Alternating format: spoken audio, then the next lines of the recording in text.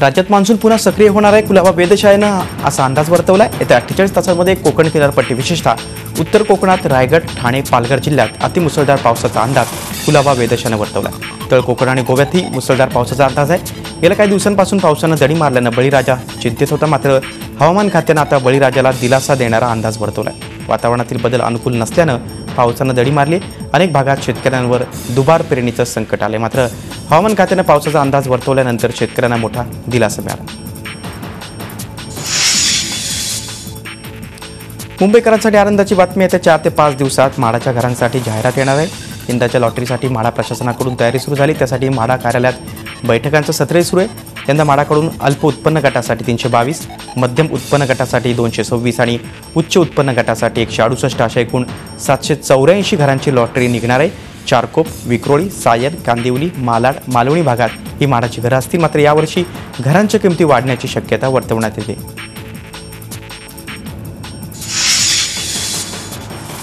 शिर्डी साईबाबा संस्थानचे विश्वस्त सचिन तांबे यांनी विश्वस्त मंडळ सदस्यत्वाचा राजीनामा दिला. आर्थिक दुर्लभ घटकांतर्गत सचिन तांबे यांची राज्य सरकारनं विश्वस्तपदी नेमणूक केली होती. शिर्डीत 2004 साली झालेल्या दंगल प्रकरणी सचिन तांबे यांच्यावर 306 कलमांतर्गत गुन्हा दाखल आहे. न्यायालयातही त्यांच्या विरोधात आरोपपत्र दाखल आहे. तांबे यांच्या राजीनाम्यामुळे शिर्डीत खळबळ उडाली. मुख्यमंत्री देवेंद्र फडणवीस यांच्या शनिवारच्या शिर्डी दौऱ्यात त्यांनी सचिन तांबे यांना राजीनामा देण्याचा आदेश दिल्याची सूत्रांची माहिती आहे.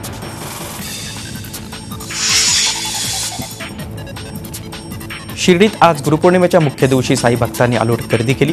पहाटे 4:30 वाजता साईबाबांच्या मंदिरात काकड आरती करण्यात आली. उत्सवाच्या प्रारंभापासून द्वारकामाईत सुरू असलेल्या साई चरित्राच्या अखंड पारायणाची सांगता सकाळी झाली.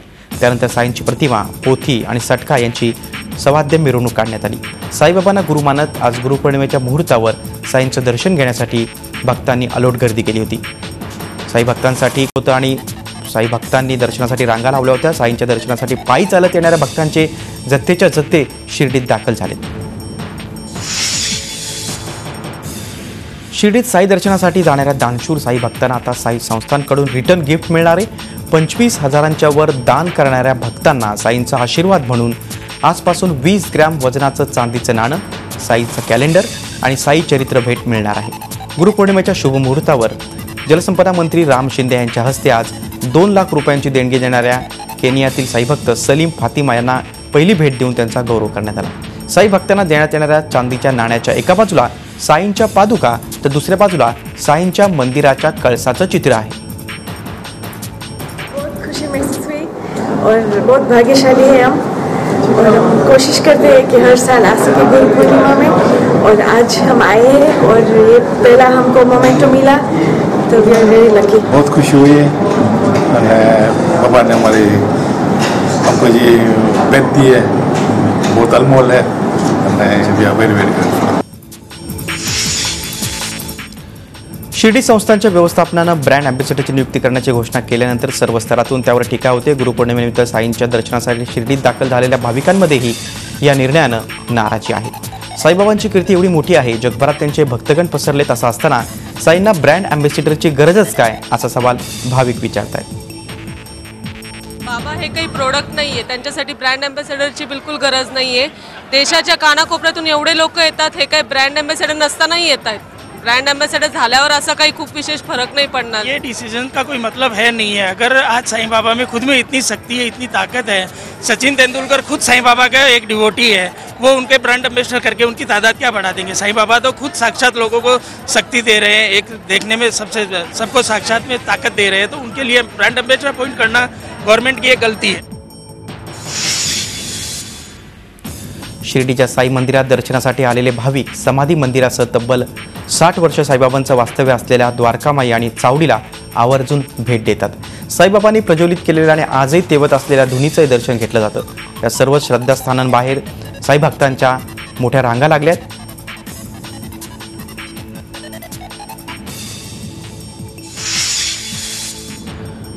मुंबईचं आराध्य दैवत असणाऱ्या श्री सिद्धिविनायकाच्या चरणी भक्तांनी अर्पण केलेल्या दागिन्यांचा आज लिलाव होतोय. 2 किलो 300 ग्रॅम एवढ्या वजनाच्या 300 सोन्याच्या वस्तू लिलावात आहेत.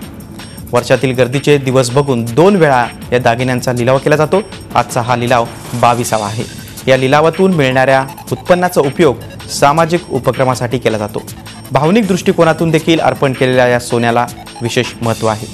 यंदा GST 3% लावला गेलाय आणि नोटाबंदीचा निर्णय त्यामुळे लिलावाला म्हणावा तसा प्रतिसाद मिळाला नाही. गुरुपौर्णिमेनिमित्त मुखेड आणि कंधार तालुक्यातील जवळपास 450 विद्यार्थी आणि शिक्षकांचा सत्कार नांदेडमध्ये करण्यात आला. कैलासवासी गोविंदराव प्रतिष्ठाननं या सत्कार सोहळ्याचं आयोजन केलं होतं. यात अत्यंत प्रतिकूल परिस्थितीत विविध क्षेत्रात यश संपादन केलेल्या गुणवंत विद्यार्थ्यांना गौरवण्यात आलं. यावेळी जिल्हाधिकारी अरुण डोंगरे, CEO अशोक शिंगारे यांच्यासह अनेक मान्यवर उपस्थित होते.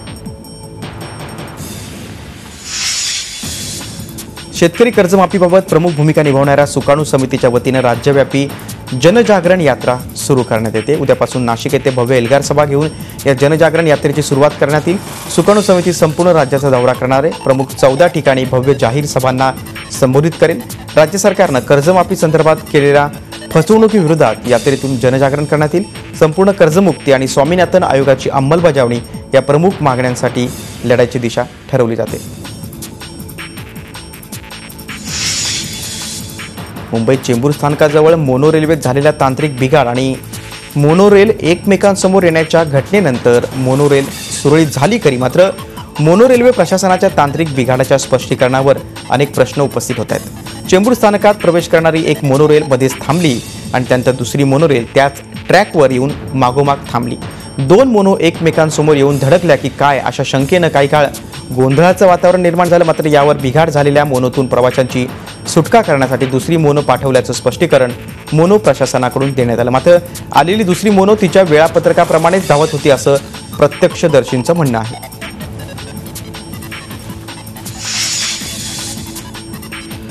ठाण्यातील विष्णुनगर या गजबजलेल्या भागात रस्त्याच्या मधोमध एक गाडी तब्बल 3 तास उभी होती. या गाडीवर मेंबर ऑफ पार्लमेंट असं लिहिलं होतं आणि खासदार असा लोगोही होता. MH03 CB 5966 नंबरची ही गाडी रस्त्याच्या मधोमध उभी केल्यानं इथं प्रचंड वाहतूक कोंडी झाली होती. आता खासदाराची गाडी म्हटल्यानंतर कोणी काही बोलायला तयार नव्हतं. दरम्यान ही गाडी नक्की खासदाराचीच आहे का असा सवालही उपस्थित करण्यात आला. एवढ्या वेळ उभी असलेल्या या गाडीकडे कुणीच न फिरकल्यानं अखेर पोलिसांनी ही गाडी उचलून 3 हात नाका इथं घेऊन गेले. केलेली सरकारी जे त्यांनी रोडमध्ये लावली होती त्यामुळे मी घेऊन टोईंग करून घेऊन चालले, कारवाई करणार आहे. कोणाची गाडी पाहिजे, कोणाची गाडी नाही आपल्याला कोणाची गाडी याच्याशी महत्व नाही. गाडी त्यांनी रॉंग लावली आज रोडला, त्यामुळे मी मेंबरचा खासदार दिलेला असं काय असू द्या. आपण कायद्याने आपण सर्वांसाठी कायदा आहे. रोडमध्ये गाडी होती, मी टोईंग केलेली आहे, घेऊन चालले. वाहतूक कोंडी होत होती ऑफकोर्स. त्यामुळे मी कारवाई केलेली आहे. एवढ्या मोठ्या प्रमाणात ह्या रस्त्यावर वाहतूक असते रोजची, म्हणजे अशी पण इकडे वाहतूक कोंडी असते. गाडी रस्त्याच्या मध्यभागी लावण्यात प्रचंड वाहतूक कोंडी झाली. त्यामुळे आम्ही पोलिसांना टोल करून ना तुम्हाला योग्य कुठल्याही प्रकारे सहकार्य आम्ही करू. आणि खासदार असलं म्हणून काय रस्त्यात लोकप्रतिनिधी रस्त्यात गाडी लावायचा अधिकार दिला नाही ना. बदलापूरच्या कात्रप परिसरात रात्रीच्या सुमारास अचानक धुराचे लोट पसरल्यानं नागरिकांमध्ये घबराट पसरली. शनिवारी रात्री 9च्या सुमारास शहराच्या पश्चिम भागात धुराचे लोट पसरले होते. धुरामुळे नागरिकांना श्वास घेण्यास अडचण येऊ लागली. दरम्यान माळ रानावर कुणीतरी प्लास्टिक कचरा जाळल्यामुळे हा धूर झाला होता. अखेर रात्री 10 वाजता अग्निशमन दलाच्या कर्मचाऱ्यांनी ही आग विझवली. जाळण्यात आलेला कचरा कारखान्यातील असून तो अशा प्रकारे जाळणाऱ्याचा शोध घेऊन त्याच्यावर कारवाई करावी अशी मागणी नागरिकांनी केली. गेल्या काही दिवसांपासून ठाणे शहरात रिक्षाचालकांची मुजोरी सुरू आहे. रिक्षाचालकांच्या मुजोरीपणाविरोधात ठाणे रेल्वे स्थानकात शिवसेनेनं आंदोलन केलं. दरम्यान कार्यकर्त्यांनी नियम धाब्यावर बसवणाऱ्या काही रिक्षाचालकांना वाहतूक पोलिसांच्या हवाली केलं. तसंच रिक्षाचालकांना शिस्त लावण्यासाठी यापुढे कार्यकर्ते हे रस्त्यावरील नाक्यानाक्यावर उतरतील असं शिवसेनेनं स्पष्ट केलं. मॅनेजमेंट कोट्यातून MBBSला ॲडमिशन मिळवून देण्याचं आमिष दाखवून फसवणूक करणाऱ्या टोळीला पोलिसांनी जेरबंद केलंय. विविध राज्यातील व्यक्तींकडून सुमारे 3 कोटींपेक्षा अधिकची रक्कम उकळणाऱ्या आंतरराज्य टोळीतील 2 आरोपींना पकडण्यात आर्थिक गुन्हे शाखेला यश आलं. ऋषिकेश उमेशकुमार सिंग उर्फ मुकेश भगत आणि भानुप्रताप सिन्हा उर्फ राहुल सावंत अशी या दोघांची नावं आहेत. हे दोघेजण नाव बदलून बंगळुरूमध्ये राहत होते. नवी मुंबईत कोपरखैरण्यातील एका रिअल इस्टेट व्यावसायिकावर गोळीबाराचा प्रयत्न करून पळून गेलेल्या अरुण गवळी टोळीतील गुंडांना गुन्हे शाखेच्या मध्यवर्ती कक्षानं अवघ्या 48 तासात जेरबंद केले. पोलिसांनी या दोघांकडून पिस्तूल आणि 5 राऊंड आणि 2 मोबाईल फोन जप्त केले.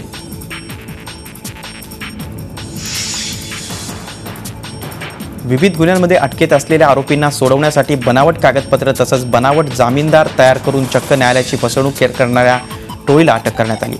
एकूण 6 जणांच्या या टोळीला गुन्हे शाखेच्या मध्यवर्ती कक्षानं सापळा रचून अटक केली आहे। या कारवाईत पोलिसांनी या टोळीकडून बनावट आधार कार्ड, शिधा वाटप पत्रिका, मतदान ओळखपत्र, टॅक्स पावत्या, बनावट शासकीय कार्यालयांचे रबरी शिक्के, कोरे छापील कागद एवढा सगळा ऐवज जप्त केला। परभणीतल्या Gangakhed sugars and energy limited या रत्नाकर गुट्टे यांच्या साखर कारखान्यानं हजारो शेतकऱ्यांच्या नावावर परस्पर कोट्यावधींचं कर्ज उचललंय। या पीक कर्जामुळे परभणी जिल्ह्यातील पालम तालुक्यामधल्या डिग्रस गावचे ग्रामस्थ आणि परिसरातील इतर देखील ग्रामस्थ चक्रावून गेलेत। एकट्या डिग्रस गावातल्या 57 शेतकऱ्यांच्या नावानं 3 कोटी रुपयांचं कर्ज उचलल्याचा दावा शेतकऱ्यांनी केलाय।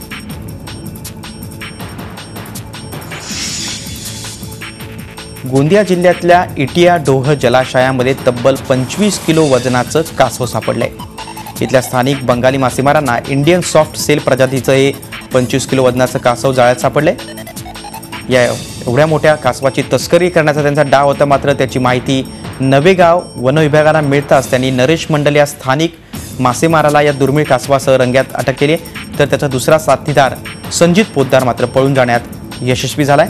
या ठिकाणी परवानगी नसताना इथं छुप्या पद्धतीनं स्थानिकांकडून मासेमारी केली जाते।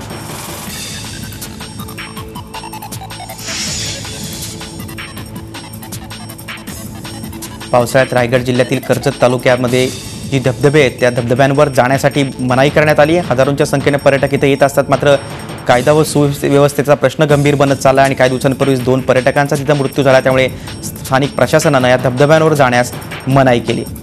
कर्जतमधील सर्वच धबधबे पर्यटकांसाठी बंद आहेत। सोलनपाडा, आशाने, कोशाने, वदप, पळसदरी, कोंडाणे अशा सर्वच धबधब्यांवर पर्यटकांना एन्जॉयमेंटसाठी बंदी घालण्यात आली। धबधब्यांवर जमावबंदी आदेश लागू करण्यात आलाय। जर कोणी पोलिसांची नजर चुकून धबधब्यांवर गेला तर त्याच्यावर कडक कारवाई करण्यात येणार आहे।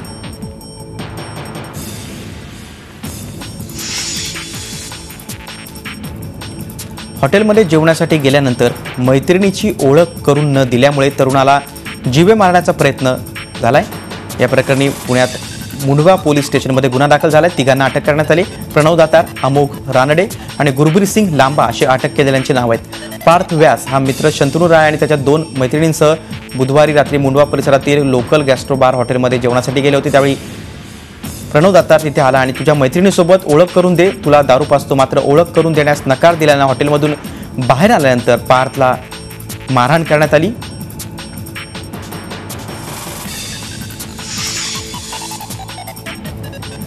शौचालयासमोर दाटीवाटीनं लावलेल्या दुचाकींमुळे शौचालयात जायला जागा नसल्याचा राग येऊन गाड्याच पेटून दिल्याची धक्कादायक घटना पुण्यात घडली। दिनेश उर्फ जब्या हरी पाटील यानं शनिवारी रात्री दारूच्या नशेत पर्वती पायथ्याजवळच्या जनतावासात गल्लीतल्या सुलभ शौचालयालगत ज्या गाड्या लागल्या होत्या त्या सगळ्या पेटून दिल्या।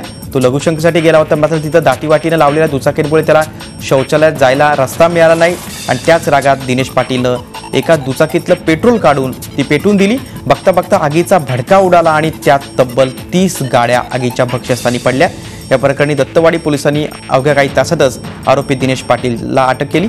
तब्बल 27 मोटरसायकली, 2 सायकली आणि एक 3 चाकी टेम्पो अशी एकंदर 30 वाहनं आगीत भस्मसात झाली। त्यातील 18 गाड्या पूर्णपणे जळाल्यात। अंदाजे 4 लाखांचं नुकसान झालंय।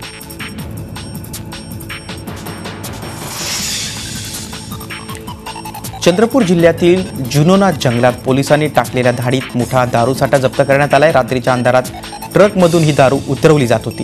त्यावेळी पोलिसांना मिळालेल्या माहितीच्या आधारे त्यांनी कारवाई केली। पोलिसांची चाहूल लागताच आरोपींनी तिथून पळ काढला। पोलिसांनी टाकलेल्या धाडीत तब्बल 12 चाकी ट्रक भरून देशी दारू मिळाली। 1 ट्रक, 2 दुचाकी आणि 27 लाखांचा मुद्देमाल पोलिसांनी हस्तगत केला। या घटनेवरून जिल्ह्यात लागू करण्यात आलेली दारूबंदी किती पोकळ आहे हे स्पष्ट होते। बल्लारशाह पोलीस स्टेशन अंतर्गत जुनोना जंगल आहे, तिथे दारूची मोठी कारवाई केलेली आहे। त्याच्यामध्ये 175 पेट्या दारू आपण जप्त केलेली आहे। 2 टू व्हीलर आहेत आणि 1 ट्रक आहे। ट्रकनं दारूची वाहतूक होत होती। माल कोणी बोलवला आणि कुठून आणलेला आहे याचा तपास बल्लारशाह पोलीस करत आहेत आणि आपण याच्यामध्ये कारवाई करून खऱ्या आरोपीपर्यंत पोहोचू। एकूण 5 आरोपी आहेत आणि 175 पेटी असा मुद्देमाल आहे। गाईचं मांस आहे की नाही हे आधी DNA टेस्ट केल्यानंतरच कळायचं. मात्र आता औरंगाबाद पोलीस फॉरेन्सिक लॅबनं एक किट तयार केली, त्यामुळे तुम्हाला गाईचं मांस आहे की नाही हे घटनास्थळीच ओळखता येतं आणि तेही केवळ अर्ध्या तासात. त्यासाठी विशेष मोबाईल व्हॅन किट तयार करण्यात आले. त्यासाठी 100 पोलिसांची निवड करण्यात आली. या पोलिसांना फॉरेन्सिक सायन्स लॅबोरेटरीमध्ये प्रशिक्षण दिलं जाणार आहे. राज्यभरात अशा 45 व्हॅन्सद्वारे कामाला सुरुवात होईल. क्राइम सीन पर ही ऐसा कुछ होना चाहिए कि इमीडिएट मालूम होना चाहिए the cow meat is present in this sample और नॉट. तो उसके वजह से हमने इसका खोज करते थे, तो एक किट ऐसा डेवलप हुआ है कि जिसमें ऑन द स्पॉट हम एक काउ मीट है या नहीं है, within half an hour we detect it कि काउ मीट है. तो ऐसा किट हम ये 45 सपोर्ट यूनिट्स है उस पर हम लॉन्च करने जा रहे हैं. परभणी जिल्ह्याच्या पालम तालुक्यातील पारवा इथं रात्रीच्या वेळी वाळू माफियांवर महसूल विभागानं कारवाई केली आहे. पारवा शिवारात महसूल विभागानं सील केलेले हजारो ब्रास रेती आहे. ही रेती भरून घेऊन जाण्याच्या उद्देशानं घटनास्थळावर 17 ट्रक आले होते आणि या सर्व ट्रकवर महसूल विभागानं कारवाई केली. या कारवाईत 1 कोटी रुपये किमतीपर्यंतचे 20 हायवा ट्रक पोलिसांनी जप्त केले. त्या प्रकरणी मंडळ अधिकारी पालम विजय बोदले यांच्या तक्रारीवरून सील केलेल्या रेतीची विक्री करण्याच्या उद्देशानं अंधारा रात्री चोरटी वाहतूक केल्याप्रकरणी पालम पोलीस ठाण्यात गुन्हा दाखल करण्यात आला. या ट्रकच्या सर्व ड्रायव्हरला पोलिसांनी अटक केली.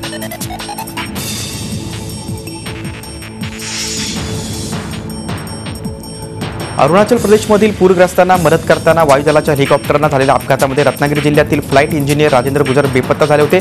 शनिवारी त्यांचा मृतदेह आढळून आला. शहीद राजेंद्र गुजर हे मूळचे मंडणगड तालुक्यातील पालवणी जांभूळनगर इथले आहेत. त्यांचं पार्थिव सोमवारी त्यांच्या गावी आणण्यात येईल. तिथे त्यांच्यावर लष्करी इतमामात अंत्यसंस्कार केले जातील. राजेंद्र यांच्या अशा प्रकारे मृत्यूनं गावावर शोककळा पसरली. गुजर यांचं प्राथमिक शिक्षण मंडणगड तालुक्यातील पालवणी गावात झाले, तर महाविद्यालयीन शिक्षण मंडणगड इथे झाले. गुजर यांचे वडील सैन्यातून सेवानिवृत्त आहेत, तर मोठा भाऊ विजय मल्ल्याभोवती कारवाईचा फास आवळण्याची शक्यता आहे. कारण विजय मल्ल्या प्रकरणी मोदींनी थेट ब्रिटनचे पंतप्रधान थेरेसा मे यांची भेट घेतली. जर्मनीतल्या हॅम्बर्गमध्ये G20 देशांच्या परिषदेनिमित्त दोन्ही नेत्यांची भेट झाली. या भेटीत भारतात आर्थिक गुन्हे करून लंडनमध्ये लपलेल्या गुन्हेगारांचं प्रत्यार्पण करण्यासंदर्भात मोदी आणि थेरेसा यांच्यामध्ये चर्चा झाली. विजय मल्ल्या यांना IDBI आणि स्टेट बँक या बँकांकडून हजारो कोटींचं कर्ज घेऊन ते बुडवलंय आणि तो लंडनला पळाला. त्याच्यावर खटलाही सुरू आहे. मात्र आता या प्रकरणी पंतप्रधान नरेंद्र मोदींनी थेट थेरेसा मे यांनाच मदतीचं आवाहन केल्यामुळे मल्ल्याच्या प्रत्यार्पणाच्या हालचालींना वेग येण्याची शक्यता आहे. मुंबईत 1993 मध्ये झालेल्या बॉम्बस्फोट मालिकेतील एका आरोपीला तब्बल 24 वर्षानंतर अटक करण्यात पोलिसांना यश आलंय. गुजरात आणि उत्तर प्रदेश पोलिसांच्या दहशतवाद विरोधी पथकानं एकत्रित केलेल्या कारवाईमध्ये बिजनोरमधून कादिर अहमद नावाच्या व्यक्तीला ताब्यात घेतलं गेलंय. बिजनोरमधील नजीजाबाद येथून कादिर अहमदला अटक करण्यात आल्याची माहिती पोलिसांनी दिली. कादिर अहमदला टाळा न्यायालयानं आधीच दोषी ठरवलंय. दहशतवाद विरोधी पथकाचे प्रमुख अरुण आसिम यांनी याबाबत माहिती दिली. कादिर अहमदची आम्ही चौकशी करतो, त्याला न्यायालयासमोर उभं करण्यात येईल आणि नंतर गुजरातला पाठवण्यात येईल असे त्यांनी स्पष्ट केले. जुनैद खान हत्याप्रकरणी हरियाणा पोलिसांनी मुख्य आरोपीला अटक केली. हरियाणामधील फरीदाबाद जिल्ह्यात बल्लभगड येथे जुनैद खानची जाऊमानं मारहाण करत हत्या केली होती. आरोपीला धुळे जिल्ह्यातील साक्री इथं अटक करण्यात आली आहे. नरेंद्र इंद्रसिंग जाटला असं या आरोपीचं नाव आहे. अल्पवयीन जुनैद खान 22 जून रोजी ट्रेननं गाझियाबादहून मथुराला जात असताना मारहाण करून त्याची हत्या करण्यात आली होती. जुनैद खान हत्या प्रकरणातील मुख्य आरोपीला धुळे जिल्ह्यातील साक्री इथं अटक झाली अशी माहिती GRPच्या वरिष्ठ पोलीस अधिकाऱ्यांनी दिली.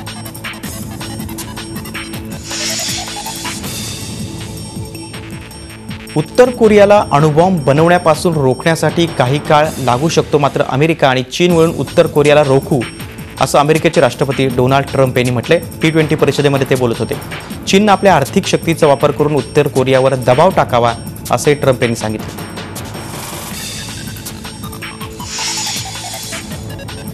G20 परिषदेमध्ये आपली आणि अमेरिकेचे राष्ट्रपती डोनाल्ड ट्रम्प यांची भेट यशस्वी झाल्याचं रशियाचे राष्ट्रपती पुतिन यांनी स्पष्ट केलं. त्याचबरोबर अमेरिकेच्या अध्यक्षपदाच्या निवडणुकीदरम्यान रशियाचा कुठलाही सहभाग नव्हता असे त्यांनी स्पष्ट केले.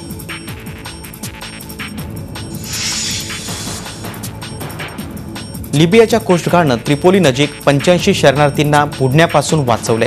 हे शरणार्थी मूळ आफ्रिकी आणि अरबी असल्याचं समजते. हे सर्वजण अवैधरित्या इटलीला जात होते. इराकी सैन्य कोणत्याही क्षणी आयसिसचा गड मानल्या जाणाऱ्या मोसुलवर कब्जा करू शकतात. इराकी सैन्याच्या दाव्यानुसार काही तासातच मोसुलला आयसिसच्या ताब्यातून मुक्तता मिळेल. दरम्यान सैन्याला सर्वात अधिक धोका आत्मघाती दहशतवाद्यांपासून आहे, ज्यात महिलांचा सहभाग अधिक आहे.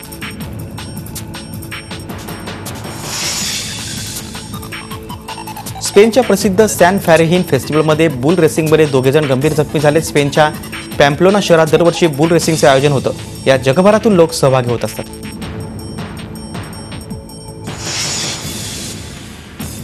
जपानच्या दक्षिण पश्चिमी भागात आलेल्या वादळानंतर रेस्क्यूचं काम सुरू झालंय. महाभयंकर वादळामुळे आतापर्यंत 16 नागरिकांचा मृत्यू झालाय. अनेक भागात भूस्खलन झालंय. हवामान विभागानं मुसळधार पावसाची शक्यता वर्तवली. इटलीच्या नेपल्समध्ये शुक्रवारी एक 4 मजली इमारत कोसळली. त्यामध्ये 8 नागरिकांचा बळी गेलाय. सरकारनं चौकशीचे आदेश दिलेत. ही इमारत 1950ला उभारण्यात आली होती.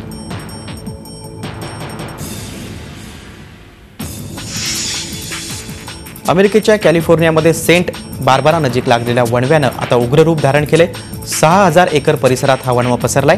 परिसरातील 200 घरं रिकामी करण्यात आली आहेत. या वणव्यामुळे परिसरातील तापमान 50 डिग्री सेल्सिअसपर्यंत जाऊन पोहोचले.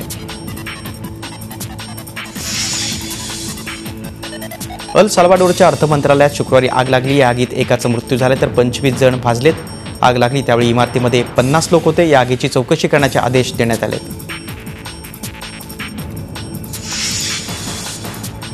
बीसीसीआयच्या सल्लागार समितीनं टीम इंडियाच्या प्रमुख प्रशिक्षक पदासाठी 6 नावं अंतिम केली आहेत. या 6 जणांपैकी एकाच्या नावावर शिक्कामोर्तब होईल. उद्या दुपारी 1च्या सुमारास या 6 जणांच्या मुलाखती घेतल्या जातील. त्यानंतर प्रमुख प्रशिक्षक पदाचं नाव घोषित केलं जाईल. या अंतिम यादीत टीम इंडियाचे माजी प्रशिक्षक रवी शास्त्री, टीम इंडियाचा माजी फलंदाज वीरेंद्र सेहवाग, इंग्लंडचे क्रिकेटर रिचर्ड पायबस, वेस्ट इंडिजचे फिल सिमन्स, श्रीलंकेचे माजी कोच टॉम वुडी आणि सध्याचे अफगाणिस्तान टीमचे कोच लालचंद राजपूत यांचा समावेश आहे. निपुण धर्माधिकारी दिग्दर्शित बाप जन्म हा सिनेमा 15 सप्टेंबरला संपूर्ण महाराष्ट्रात प्रदर्शित होतोय. दिग्दर्शक म्हणून निपुणचा हा पहिलाच सिनेमा आहे. कास्टिंग काउचद्वारे निपुण धर्माधिकारी हे नाव सगळ्यांनाच परिचित झाले. त्यामुळे नेहमीच वेगळं काहीतरी करणाऱ्या निपुणकडून नक्कीच सगळ्यांच्या अपेक्षा वाढल्यात. झी 24 तास रहा एक पाऊल पुढे.